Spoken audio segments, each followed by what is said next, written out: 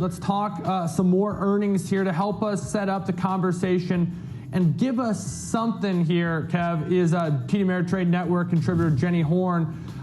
Jenny, Kev and I are self-proclaimed, of course, experts of the beauty and skincare space, but we thought we'd bring in a little bit more, let's say, outside help as you help us set us up here and start the conversation here on what will be a really interesting earnings report and a company that should be optimistic as things start to reopen.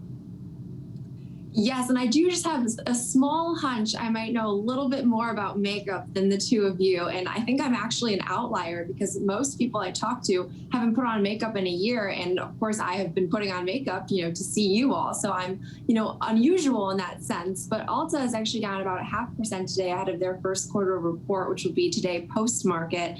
And from a chart perspective, they actually have some interesting things going on. So you saw they hit all-time highs of about $368 a share back in 2019, and they sold off pretty significantly following their second quarter earnings in August of 2019, and then took another pretty huge dive in March, of course, when the pandemic hit, and they were forced to close so many of their stores. Now, since then, they've sort of been in this upward channel, and we're seeing such a strong rebound in this name just as things, of course, reopen and people have more interest in, grooming themselves, let's say, again. Now they're only about 13% off their all-time highs from 2019, which actually isn't so bad given the year that they've had. Now, Morgan Stanley specifically issued a very bullish note this week on Ulta ahead of their report. They gave a $330 price target, which is actually only about 2% above where the stock is currently trading.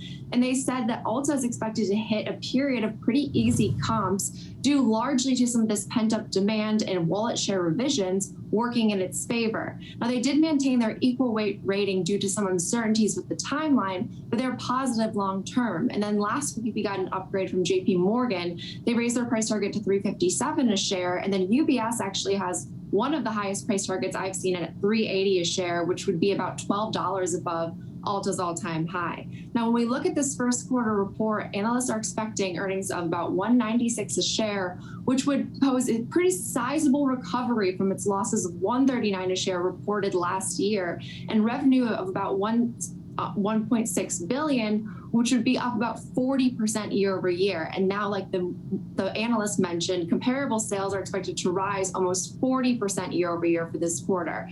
Now, they have topped EPS estimates in the last 11 of 12 quarters, but they've only topped revenue about 4 of 12. So sort of a mixed bag there. But looking at this report, there are several key areas to focus on. One is sort of what we've seen with retail across the board, and that's Ulta has really focused on diversifying their omni-channel experience. They're also really working to sort of give customers a better experience, whether that's in store or at home, by offering virtual try-on features, as well as offering in-store education sort of segments. Now, another thing is I thought was interesting is that skincare has sort of taken a boom over the last year, and Ulta has invested much more of itself in different skincare brands like The Ordinary, Tula, CeraVe, First Aid Beauty, just to name a few that I'm sure you are maybe not so familiar with, but very popular skincare brands. And consumers have this increased interest in the last year in specifically skincare and hair care, which many are saying is coupled well with the fact that we've all been home. This is sort of the at-home version of taking care of yourself. That said, there is still a degree of softness in the makeup category, which is a continued worry for some investors. However, what I thought was hysterical is there is this trend where we're seeing above the mask beauty actually, is standing on its own, which means eyelashes, eyebrows, eyes, everything you see from sort of here up on your face. So that has actually fared decently over the last year, which makes perfect sense. But there's so many people right now that are saying, I haven't put makeup on in X amount of months. I haven't had a reason. I haven't been able to go out. Say I haven't been going to an office or even to school. So that pent up demand, I think, bodes very well for an Ulta because people sort of want to feel, pretty again, which is what brings me to our first tweet of the day, which says, I haven't worn makeup in 2+ years, but lately I've gotten an urge to go to Ulta and splurge. And I saw this reflected, through and through across the board on social media today. People are saying that they haven't put on makeup in X amount of time and they're sort of eager to. So that fares well for Ulta as well as Sephora. I saw the same sort of sentiment with both of these names. And our next tweet actually focuses on more of the price activity following some of these retailers' earnings reports, which says, can Ulta break out of its range after earnings tomorrow after close? It likes to gap big on earnings. Expected move is $19. Now, of course, they are today after the close, but what I thought was a little bit concerning here with this tweeter is Elf Beauty actually reported yesterday, and they rose after hours. They saw, substantially a huge beat on their profit. They also raised their sales. They grew 24% in terms of sales year over year due to e-commerce. They upped their guidance. So objectively, a perfect earnings report from pretty much all cylinders. However, the stock is now down today. So the Elf competes, I think, very similarly with Ulta. They both are makeup companies. That is a little concerning to me. And I think it's sort of this sentiment we've talked about now for a few weeks, where some of these retailers are already sort of priced to perfection. So they're seeing a degree of selling following these reports just because so much of these positive expectations are already priced in, Kevin. Jenny, you touch on a lot of points that I'm thinking in my head, which is this stock has come a long way from where it was, number one. And number two, now work with me here. This is a correlation that's gonna use a little, I'm gonna have to connect the dots here. But think about makeup purchases and business travel, right?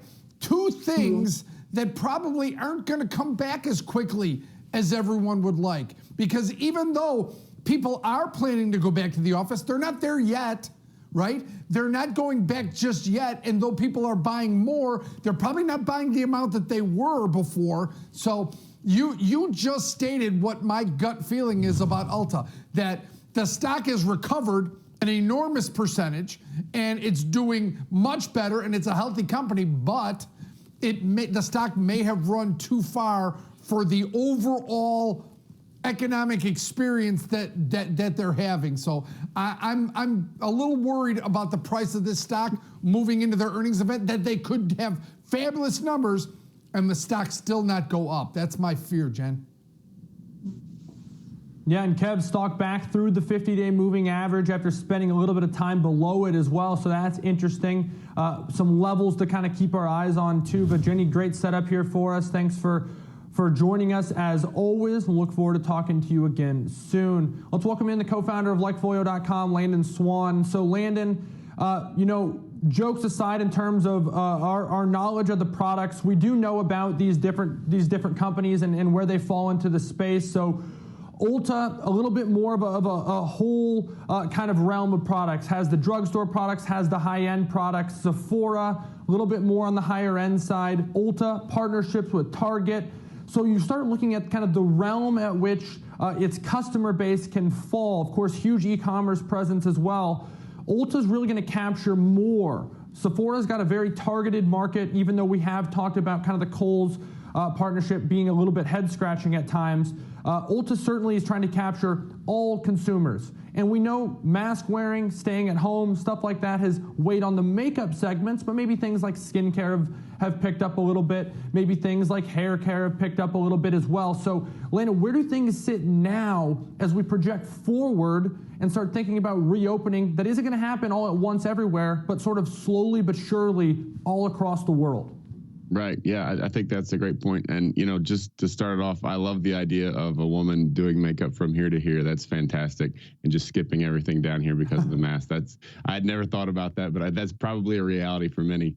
But as masks are coming off and as everything's starting to reopen, that is the question. And, one thing that we've talked about for quite a while, on this show, probably the last 3 or 4 reports for Ulta, is the move from makeup more towards skincare. And we've been seeing this. It was pre-pandemic, I think, but there was a huge spike during the pandemic of people talking about getting on the skincare bandwagon as opposed to makeup. So they're actually, taking care of the underlying skin as opposed to, putting paint on top of it to make it look better. So I think it's a longer term strategy when it comes to beauty, and that skincare has been closing that gap over the last year or so.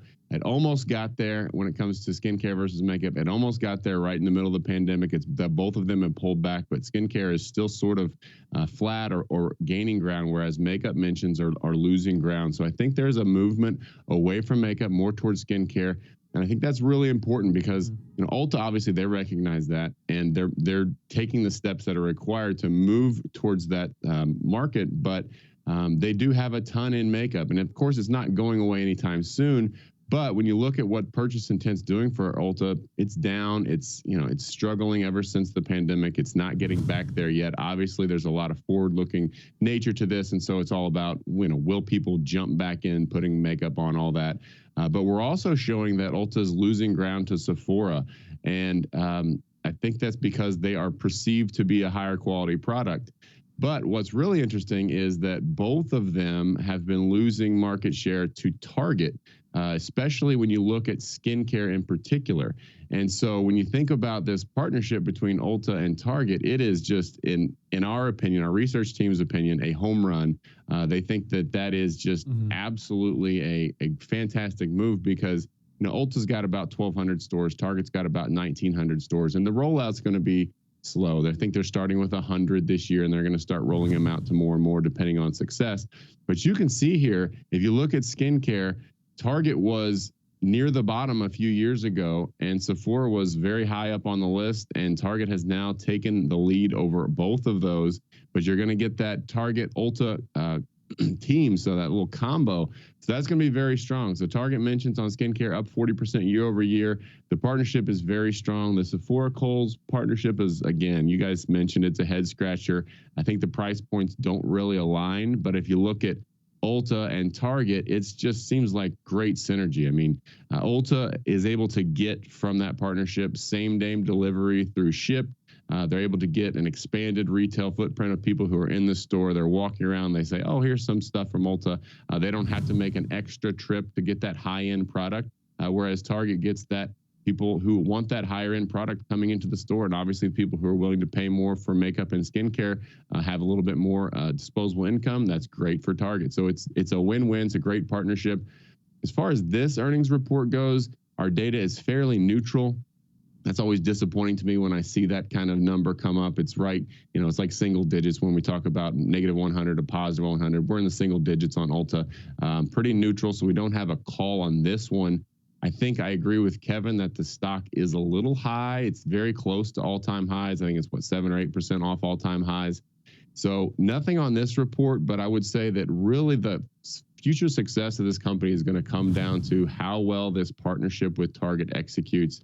I think it's really smart. It's just going to come down to execution and market reaction.